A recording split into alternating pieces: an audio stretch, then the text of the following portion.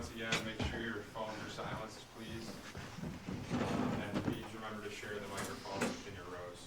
So we have no opening statements or anything like that, so you can get questions for Kevyn and Lindy. As far as the hockey staff or the coaching staff moving forward, are there going to be any changes at either one? Yeah, we'll take a look at everything. Obviously, we're just getting through the season wrapping up, the exit meetings with the players. Lindy and I haven't even had a chance to sit down yet together since even talking to the players, but we're willing to do whatever we think it takes to help our team get better. So we'll definitely look at everything. Kevyn, there was a report today that there might be a front office shakeup of some sort. I'm not sure. Elliot Friedman had it. I'm not sure in which you're staying with the organization, but in a different capacity. Is there anything you can say on that? No. I think what I just said to Paul, I mean, we want to get better. We'll look at everything. We'll have meetings with Terry coming in the very near future where we'll, as we would typically do after a season, review everything, talk about the roster, talk about everything in the organization, hockey operations, where can we improve, what do we need to focus on, and we'll make any decision we need to make that we think is going to help us get better.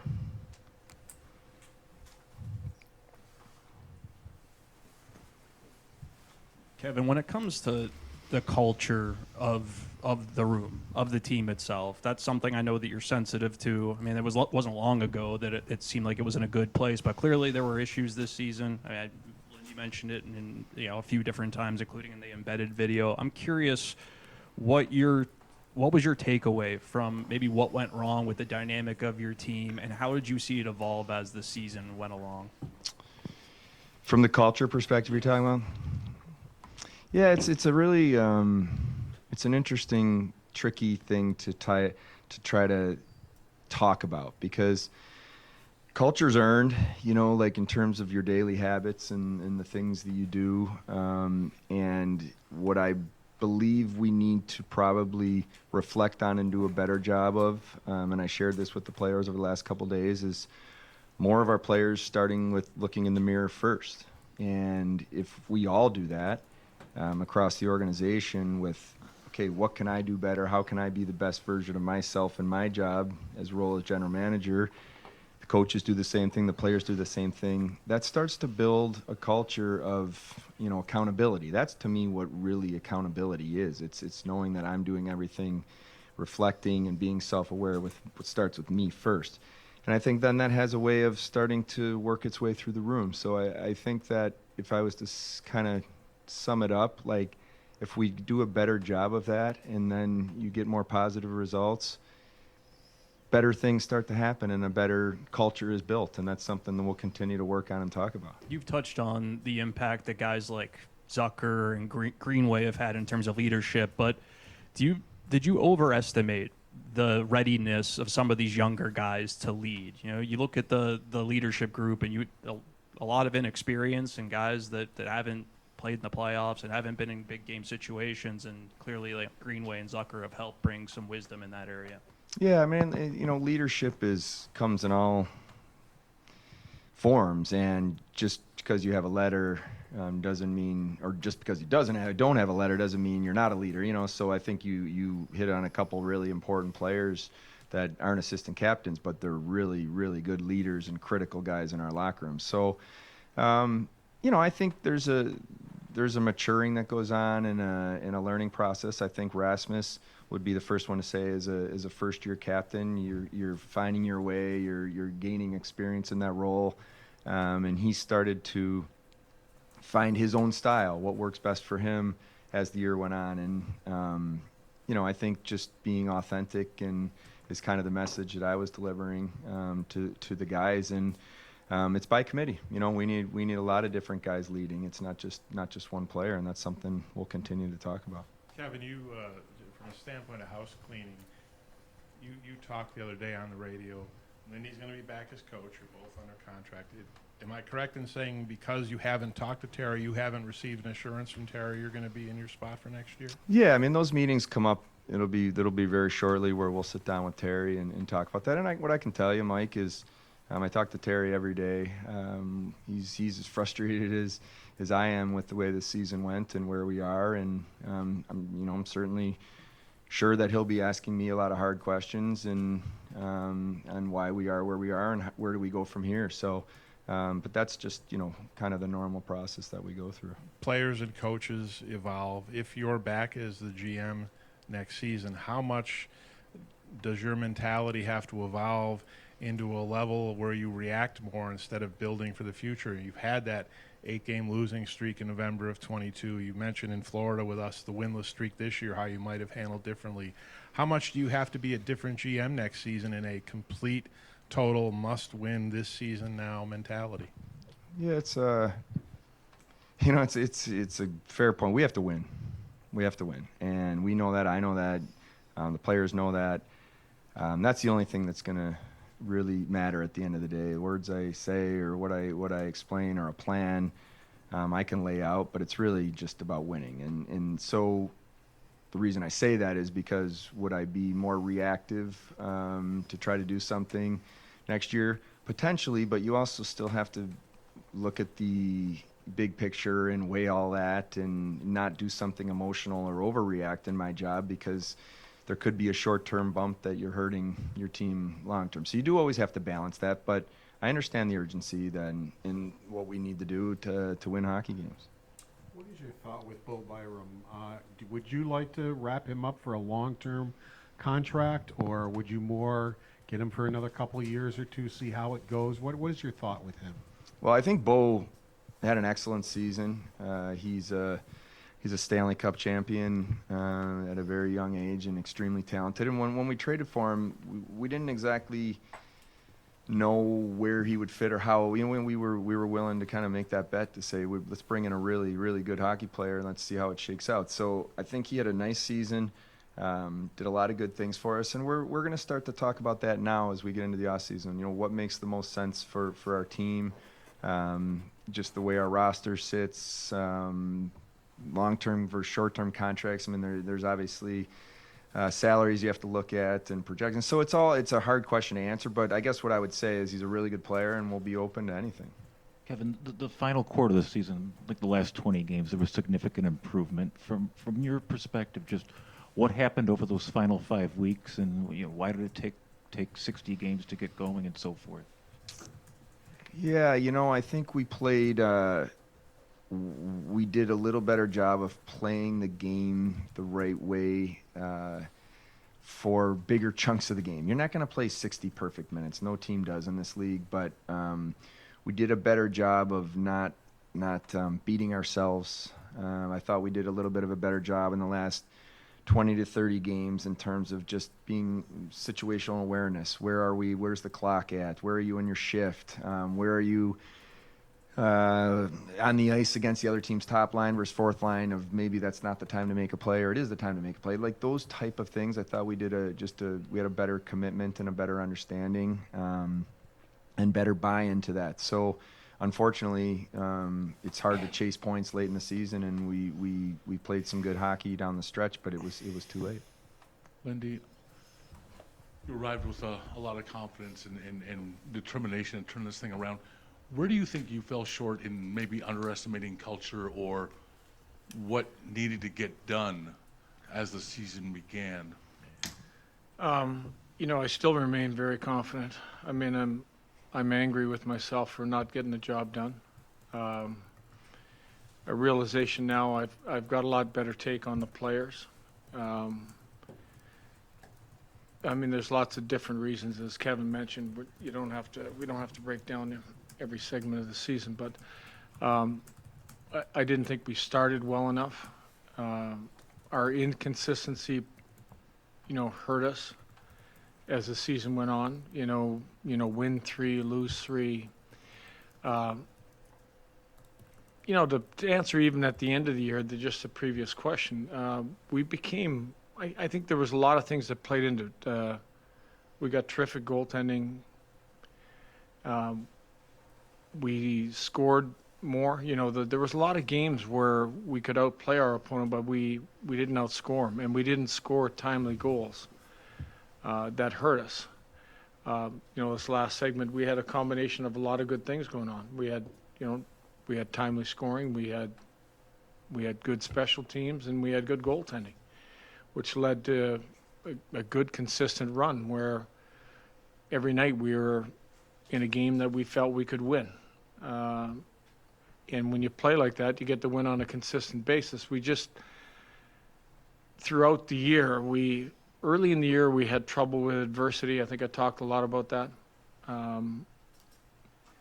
Later in the year, I think we dealt with high pressure situations better. I think even just look at the last game. It was a game that probably early in the year, we might have found a way to lose.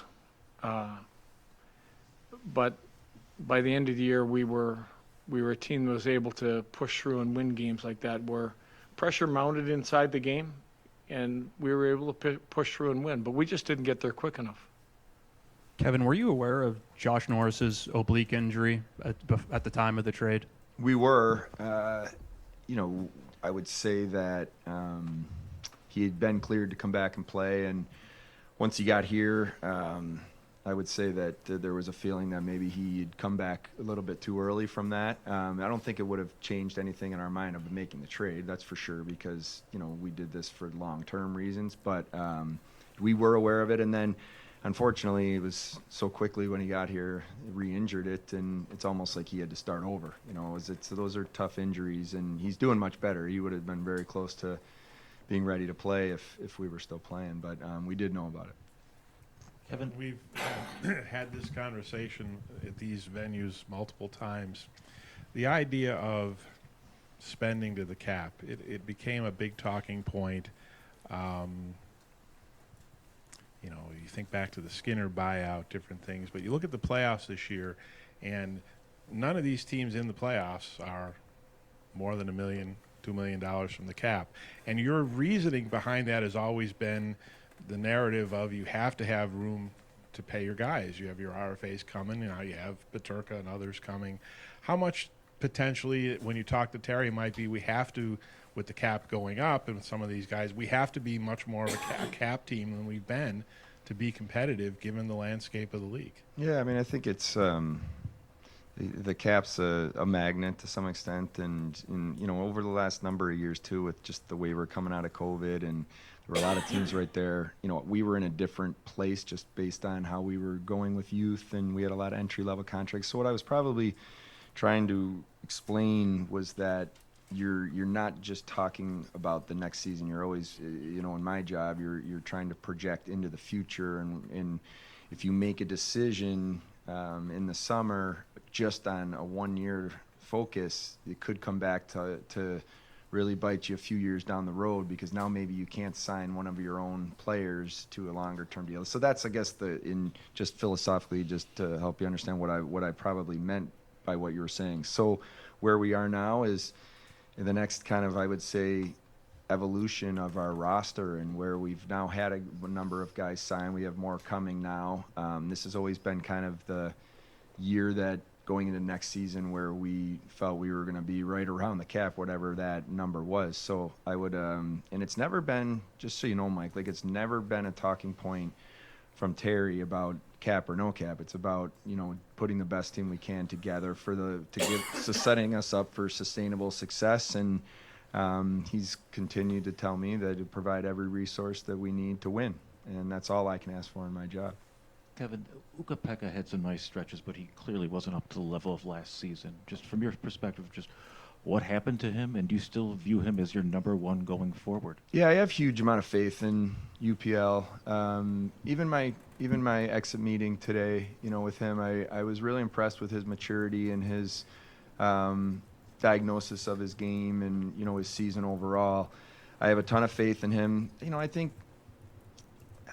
think with goaltenders, especially relatively young goaltenders, there is a lot of variability year to year, just in terms of just ups and downs. And so I have a lot of faith that he's gonna bounce back and have a really strong season next year.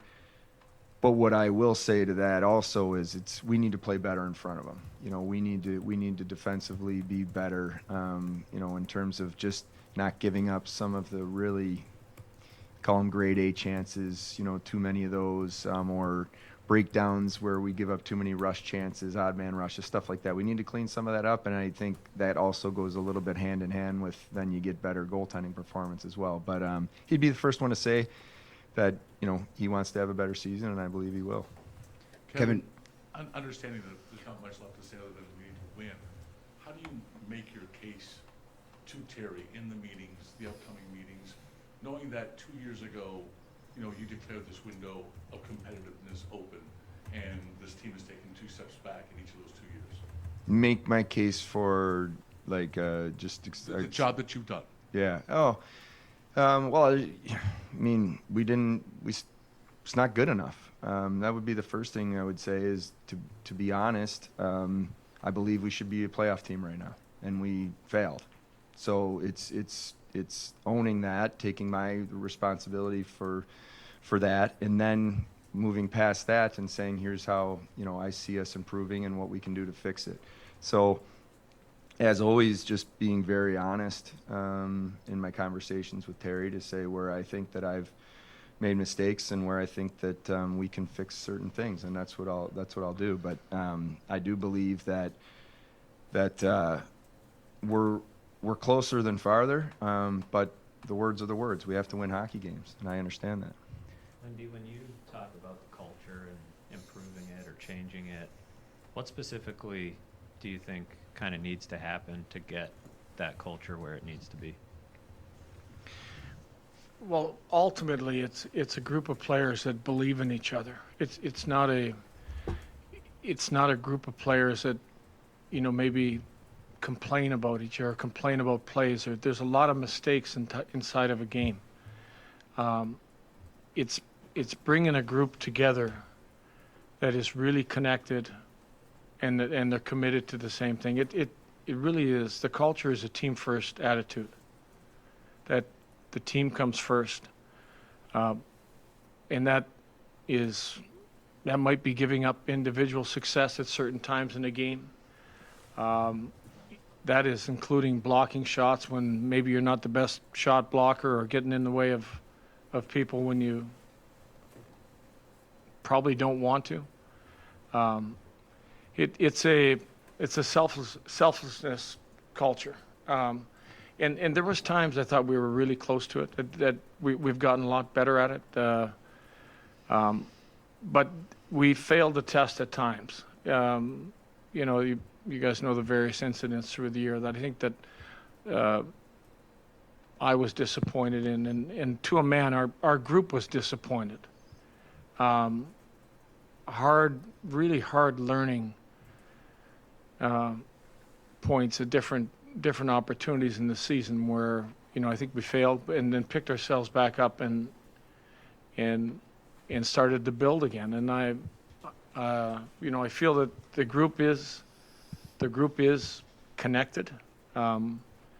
They are committed, but we just didn't respond sometimes to what I thought were big culture moments. And Kevin, I'm curious, like, when you have these conversations, whether it's with Lindy or players in regards to culture, like, how eye-opening has it been? Because, you know, this is year 5 for you. It's sort of a culture that I would think over the last 4 or 5 years you've built, right? Like, this is your roster. So how eye-opening has this season been in that regard? Well, I think there's a frustration out of all of us that we're not where we expected to be and where I believe we should be, based on just the talent on our roster and what you look at on paper. And there's a lot of things that happened through the year that can explain why we ended up where we did, but we have to fix that. So for me, it's I guess, Matt, it's like, it's being honest and having honest conversations, and, you know, making sure that we prioritize the right things. And that's the standard of all of us being at a high level and pushing each other to that level day in and day out. And that's all the things you do, not just at the rink, but away from the rink. And, you know, I guess that's the part that I just see us needing to take a step forward. And you're right. Ultimately, it's on me, and I'll do everything I can to fix it. Kevin, when you look at the positive impact that a veteran addition like Jason Zucker made on this team, as you move forward into the offseason and look to get this team in a more winning mode to try to make the playoffs next year, how do you balance letting the youth on this team sort of continue to grow with what you saw that Zucker provided this team, maybe their experience in the league allowing them to better handle adversity, which is something you guys mentioned? How do you balance sort of that as you go into the offseason? Yeah, I think you kind of go into the off season after you get through these meetings today, and then you start to go through the whole season and evaluate and have the conversations, and then you come up with your off season plan of, okay, where are areas we think we can improve, and there's a lot of areas we need to improve. But I think where the veteran player comes in that can be really beneficial is just sometimes the ability to keep things in perspective. And I think, Zuck did a pretty good job of that. It was interesting in my meeting today with Yuri Kulik, he said Jason Zucker's the best person he's ever met in his life. He took care of him and, helped him move into his apartment. And so those are just little things that go a long way. And so if there's players out there, whether it's free agency or trade, that we think can move the needle and help us also on the ice, because it's great to have a good guy and a good veteran, but they need to be able to help on the ice as well. We'll certainly look at that, but it's a balance. I think the good news is some of our younger players they've been in the league a few years. It's not their first or second time through, and that's so that's something you balance as well. That just looking at that on paper, it's a guy like Owen Power, still a relatively young player for age. Well, not relative, is a young player for age, but having been through the league a few times now, that's experience that's very valuable for him. Kevin, you have a lot of work to do, obviously, with your RFAs, but for all the talk we've heard legitimately over the years, how important it is to have guys who want to be here, how important is talking to Alex when it comes July 1st and getting a deal done with him to keep him on this club when he's such a central part of it, and you saw the season he had this year? Yeah, I mean, he's typically a guy that leads our forwards in minutes, plays in every situation. I agree with you. I thought he had a tremendous season, and he loves Buffalo and wants to be here. So he's a priority. He's a guy that we certainly hope to have for a long time. Kevin, do you believe your core is currently constructed is what you need moving forward, or do you think that you need to make some sort of major change?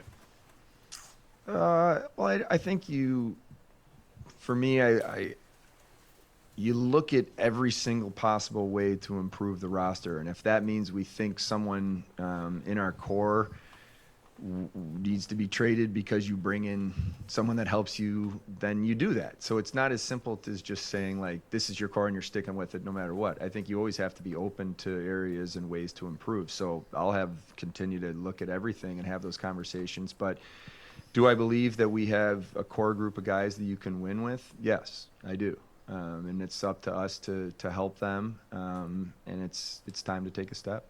Kevin, Can you talk a little bit about the special teams? And I know they haven't been where you would have wanted them to be, and that could have won you some more games. Is it more personnel, or do you see it more as something systemic that you can change in that regard? Yeah, I think it's an important thing that we improve on, and I'm sure Lindy can jump in after, and just maybe from a more systemic and just the way that special teams run could give you a little more insight and his thoughts. But what I can tell you is we need to improve. They need to be better, both our power play and penalty kill. I do think we have the talent and ability with the players we have on a roster to be better than where we finished, and that'll be a focus this offseason for sure. Yeah. I'll add that. You look at. We made several changes in system-wise, even inside during the year, that I think helped. First, if I want to deal with the power play, the way it started the year, it could have helped us win a lot of games, but it didn't. It didn't help us. Inside those games, there was opportunities, good opportunities that we didn't finish, but it didn't get the job done. I think the latter part of the year, the last 40, with moving some pieces around, getting a little bit more motion on the power play, really helped. And I think the numbers prove that out. I think again, puck management on our power play hurt us, where, we didn't make that next play, or a lot of times made an errand next play, hurt us.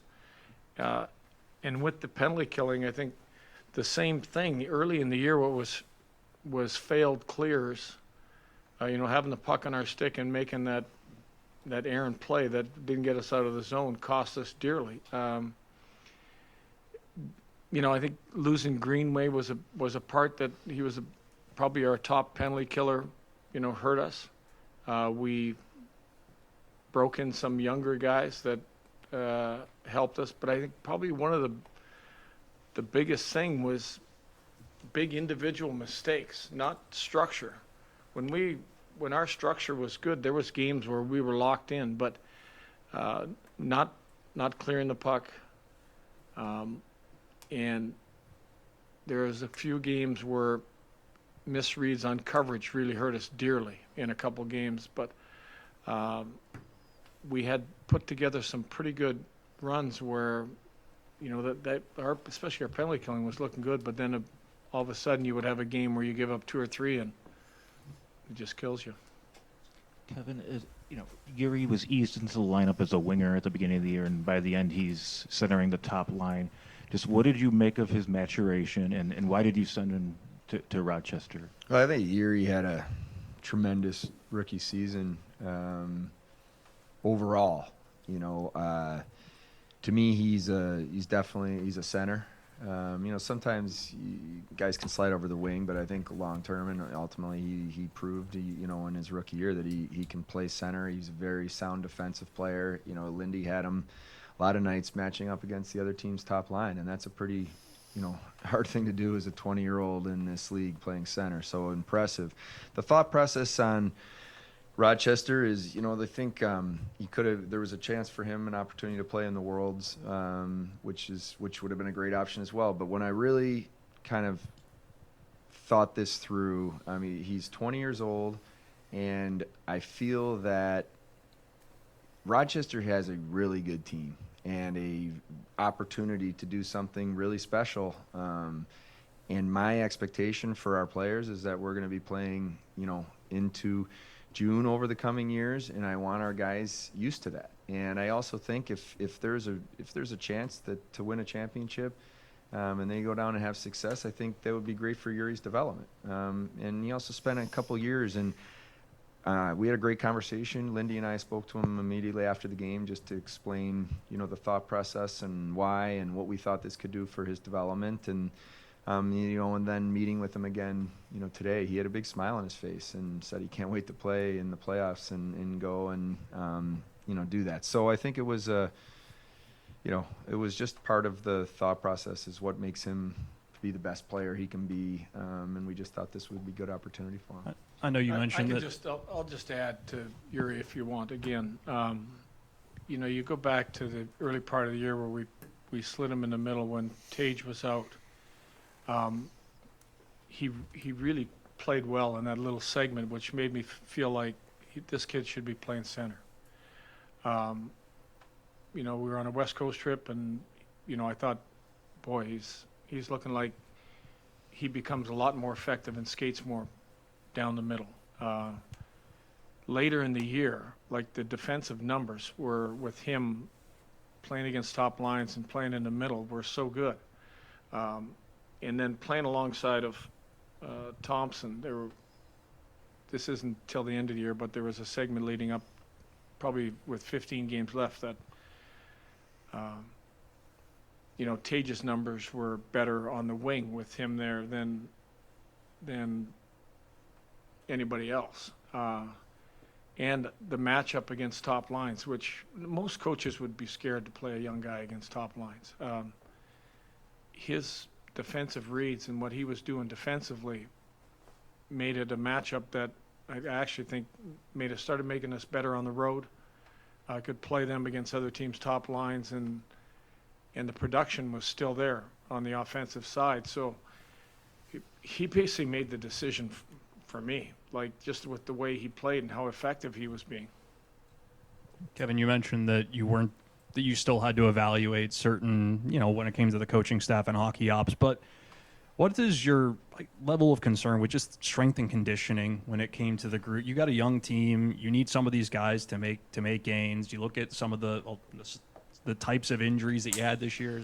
A lot of more soft tissue stuff. How do you measure that against the fact that you have younger players and back-to-back performances, road? What is your sense on where things stand there? Yeah, I mean, it'll be part of, we'll review every part of the organization, and that'll certainly be something we take a look at and a deeper dive. I guess I would characterize that area just as I would other, it all has to be better, but starting with me. I'm not gonna say that there's areas that we can't improve, because we have to improve, and that's an area that we'll take a look at for sure. But it's hard for me to talk a lot about it, because I think it starts with me, and I have to be better, and we'll go from there. Kevin, how much can you talk about UPL and his performance, and you have to evaluate goaltending as a whole. You don't know if Reimer's coming back, if he's interested in coming back here, what's going to happen there. How much can Devin Levi push the envelope? Here's a guy who still has hockey to play. You don't know. He could play 5 games, or he could play into June, like you said, which would be a significant impact on the organization. How much can he continue to push you guys in your decision-making just by what happens here in the next few weeks? No, I think it's a great question, Mike, and I think that's the opportunity that's right at his fingertips, to be able to go out there and play big games and playoffs and, carry a team. That's a great opportunity for him. So it'll be part of the evaluation for sure. I believe, I've said this over and over, and I believe Devin Levi is going to be a very good goalie in the NHL. It's really up to him when the time happens. We've been patient. We've wanted to make sure that he's getting the appropriate number of starts the last couple years, making sure that we set him up for long-term success. But I think he's right there. He's had a very good year in Rochester, and certainly if he can take a step here in the playoffs, it'll be impactful for sure. Kevin, when it comes to Tage Thompson moving to the wing and Lindy's evaluation of how Yuri played at center, does that mean you feel comfortable with having Yuri and Josh Norris as your ideal top 2 centers, or is that an area that you think you might have to address in the offseason? Well, I think you will address, we'll look at that for sure. I do think, trading for Josh Norris, in our mind, was giving us for the next, obviously he's got a long-term contract, a top 1 or 2, centerman. And I think Ryan McLeod took a big step this year in terms of just his overall game.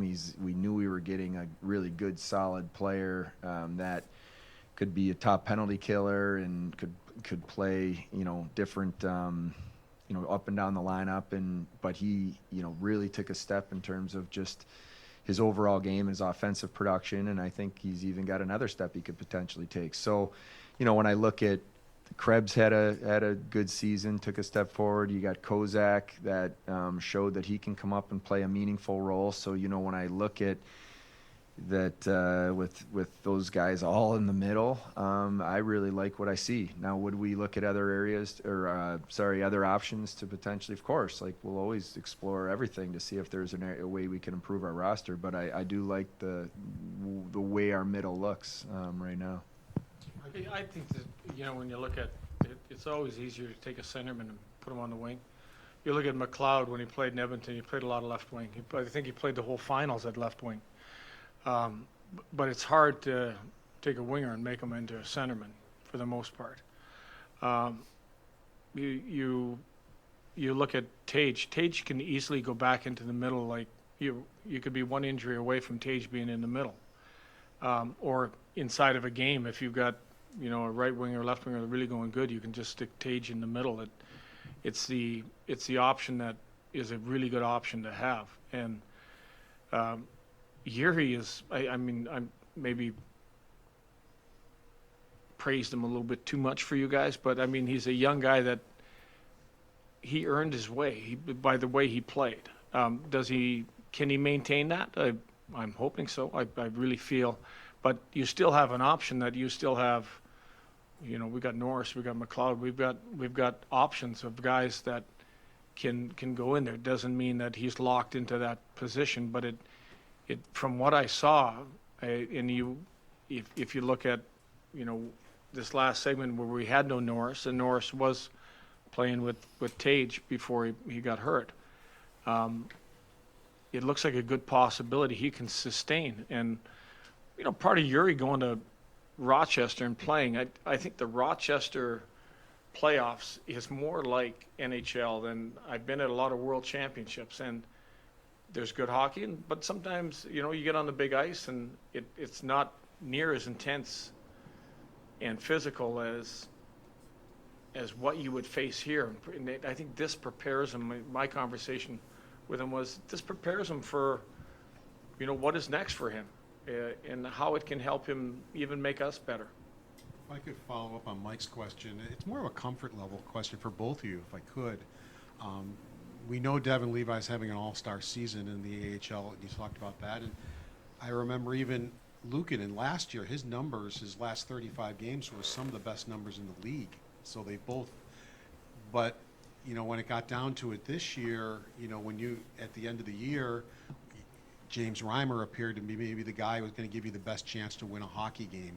So moving forward for both of you, when you look at your goaltending, and as you said, you've got to win hockey games. You've got to start winning hockey games. Do you have a comfort level in two young guys who possibly could both be very, very good, but do you have enough comfort level in them to go into the season with them both?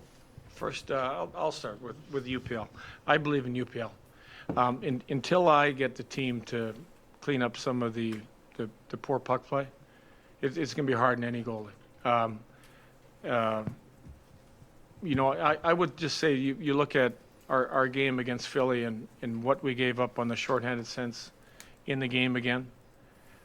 There's nothing your goalie's going to do about that play, and except make maybe a highlight or ESPN reel type save.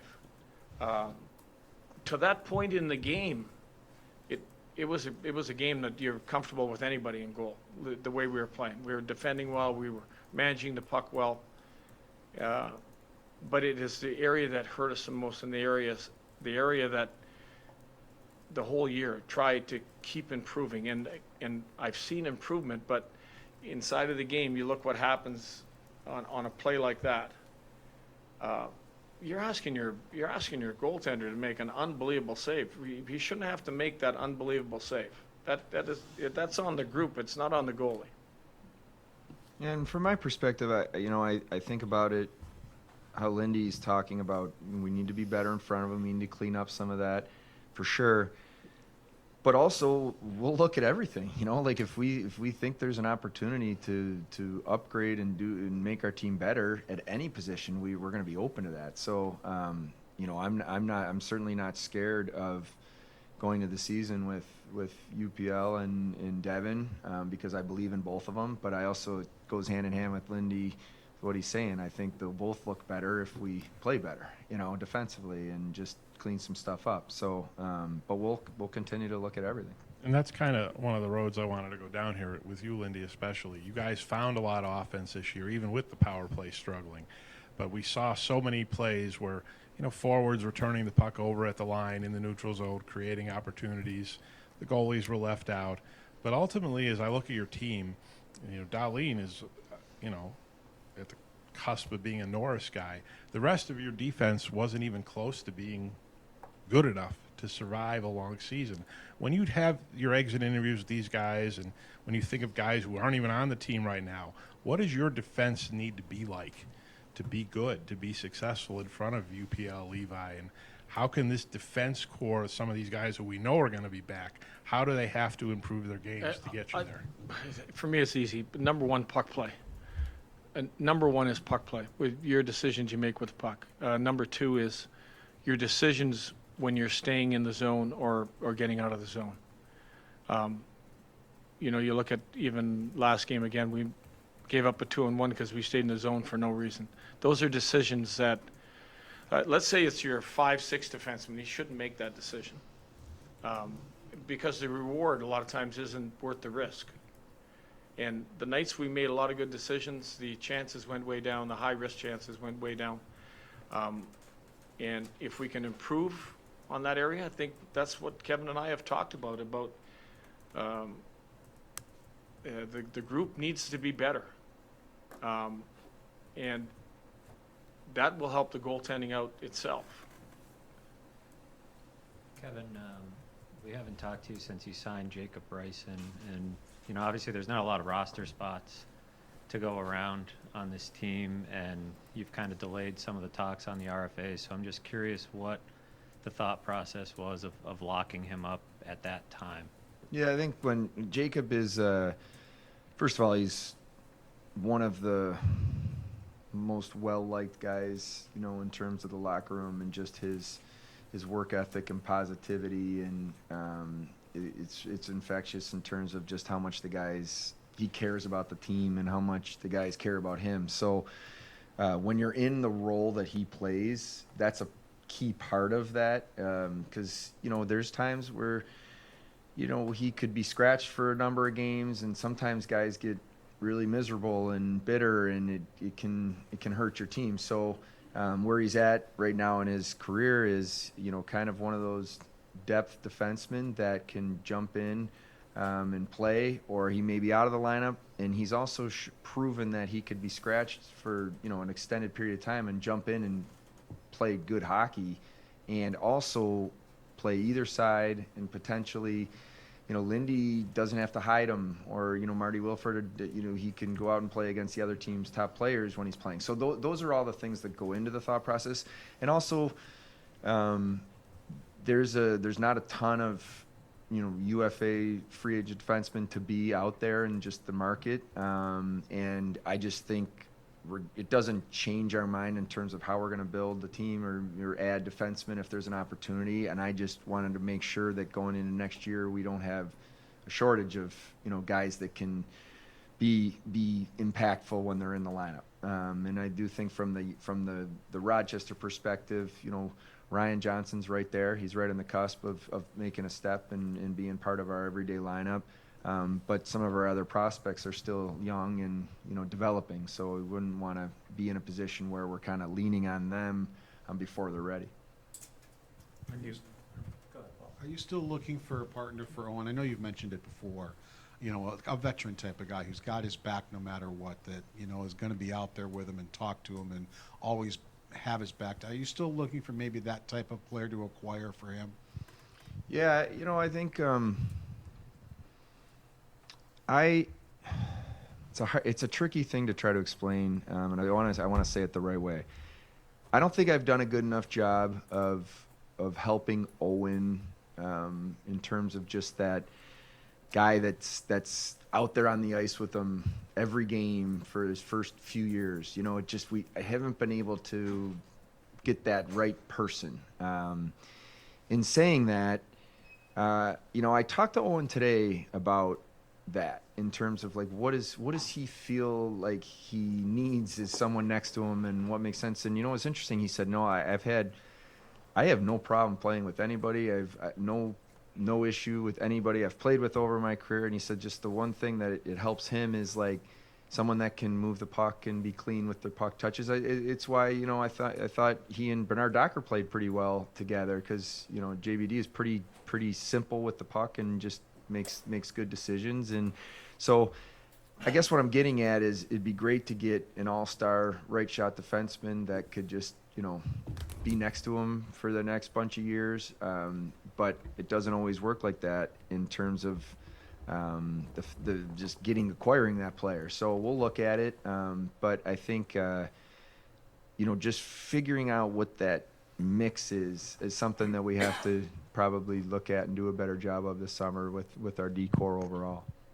Is it for the team in general, Kevin, toughness? I mean, just from my perspective, like Alex Tuck shouldn't have to be the guy to step up and fight somebody because Yuri Kleek got clocked. Like it just seems like that's a skill set that you're missing, especially after you traded Dennis. Yeah. It's and there's, you know, it's interesting. Like I think the most impactful way to think about it in my mind is team tough, like where guys are just together, you know, every whistle, or just there's just a pack mentality, and I do think we were nowhere near good enough at that this year. I do think we showed better in the last 20 some games of doing a little bit of better job sticking up for each other. In terms of like a guy like Tucky having to fight, like, man, I give him a lot of credit because he stepped up for his teammates a number of times. Sometimes hockey's hockey and things happen, and it's just whoever's out there, it's just the way the game goes. But yeah, we certainly don't want Alex having to be doing that very often and taking one of your best players off the ice for five minutes. So yeah, we'll look at it. I think it's an area that we can address. You also, if you want a player that can be in the lineup and help your team, every night as well. But I don't disagree. I just think I need to do a better job there, but we also probably as a team need to be doing a better job of just in it together, if that's a better way to say it. Lindy, we've heard a lot of players come in here and talk about, what it was like adjusting to your coaching style, your system, and obviously it took a lot longer than you probably hoped, than they hoped. I'm curious what it was like for you adjusting to the players. Like you mentioned a few times during the year, maybe adjusting how you play or adjusting the system a little bit. Like now that the season's over, like I'm curious if you could share just kind of what the back and forth was like, and maybe how you changed. I thought the interaction with the players was incredible. We had honest conversations. We had even with 2 games left, a leadership meeting with my group about these games. I know they don't mean anything, but here's what we need. Here's where we need to keep getting better. A lot of demanding practices where we talked about why we're going to practice the way we're going to practice, and I don't think once they let me down when we set out to have high-end compete practices. We competed. We had morning skates a couple times that were compete morning skates. But the conversations with the group and where we needed to go, I thought was real good. I think they've got a good handle on who I am. I've got a really good handle on who they are right now. I know our team, like any other team, falls down every now and then. You got to pick each other up, and I think we got a lot better at picking each other up and moving on. The part was just moving on. We got to move on, and I think the group got good at that. Kevin, when you look at what are you going to be watching in the playoffs that is relative to your team, I look at how everybody thought this was a year you could take a step up, and other teams stepped down. Boston finally fell, the Rangers fell, and Ottawa and Montreal passed you. And they're in the spots where I think a lot of people thought you might be. So when you watch these playoffs, what are you going to take from these teams that are there, and yet again you guys are not? How can that play into moving to next season? Yeah, I think overall watching, you're going to watch all the playoffs, all the teams, and you're always looking at, what the teams do well and where can we improve. But, I guess in particular, I'll be focused on what are the top teams doing to defend really well, the Colorados of the world that have elite offensive players and can score, Edmonton, another example, can score, but are they limiting rush chances against, or how are they limiting high danger chances, and just how are they playing, and what type of D or forwards do they have that maybe makes them play like that? So those would be some of the things I'll be looking at. I also think I'm interested on the high skill teams, how much they're getting to the inside during the playoffs and are getting to the net and scoring greasy goals and dirty goals around the net, because it's great to have, highlight reel 3-on-2 backdoor tap-ins, but you don't see much of that in the playoffs. So I'm curious, when I watch, okay, now how can I take some of the stuff I'm seeing and talk to our players about that, you know? Because, yeah, I agree. We shouldn't be where we are right now, and we need to change that. Kevin, Matthias he was kind of down and up this year. I think he probably picked himself up a couple times. Just what did you make of his season as a whole and how he managed to maybe find something toward the end there? Yeah, well, it was nice to see him play the way I believe he's capable of playing in the last, I'd call it 20 to 30 games, whatever, that kind of a spot where he started to really find his game. I thought early in the year he lacked a little bit of, he just looked like he was playing without confidence, and he lacked his physicality, and he wasn't killing plays the way he can. And, you know, you guys know when he's playing his best, he's heavy and he's hard to play against. And that wasn't what we were seeing early in the season, you know, coming back, maybe just some of the injuries he's had. It just took him a little longer than he or any of us would have wanted or expected. But so I think, you know, season overall wasn't where he needs to be. But the positive of it is that he looked like himself down the stretch, and it was when he went back and played with Rasmus. I also think he kind of settled into the way that he can play to be effective, and also frees up Rasmus to be Rasmus, you know. And so I think he ended on a positive, and, you know, he and I talked, you know, at length about that today, and how he can go into the off season. He's healthy, and really attack the off season to make sure that he's ready from day one next year.